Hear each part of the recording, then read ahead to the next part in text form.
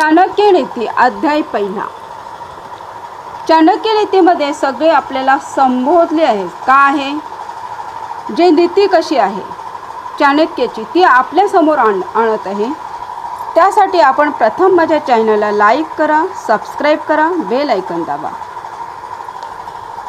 प्रणमं शीर्षा विष्णुं त्रैलोक्याधिपतिं प्रभुं नानाशास्त्रोद्धृतं वक्षे राजनीती समुच्चयम्.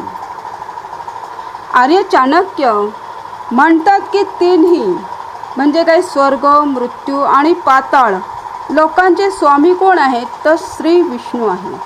यांच्या चरणी माझं सतशत नमन. अनेक विधी धर्मग्रंथातून घेतलेल्या राजनीतिक विषयी निवडक एकत्र केलेल्या आहेत. राजनीतीविषयक राजनीती का आहे? ही राजनीती चाणक्याने वापरलेली आहे. कशी आहे ती बघा.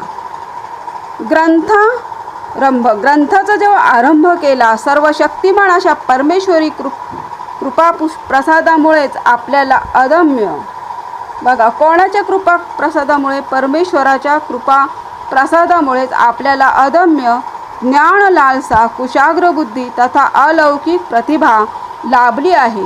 हे जाणून चाणक्य कार्यारंभीच कार्यसिद्धीसाठी प्रथम आपल्याला आराध्य देवतेला श्री विष्णूला विनम्र वंदन करतात. आपलं सुद्धा श्री विष्णूला विनम्र वंदन आहे.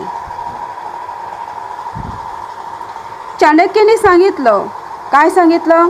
ईश्वरी देणगी विकसित करून त्या योगे स्वार्थ आणि परमार्थ साधण्यातच मनुष्य जन्माचे सार्थक आहे.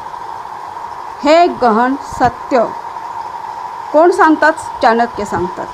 तसेच या ग्रंथामध्ये राजनीतीचे व्यवहार, चातुर्याचे ज्ञान हे देखील स्पष्ट पुढे केलेले आहे.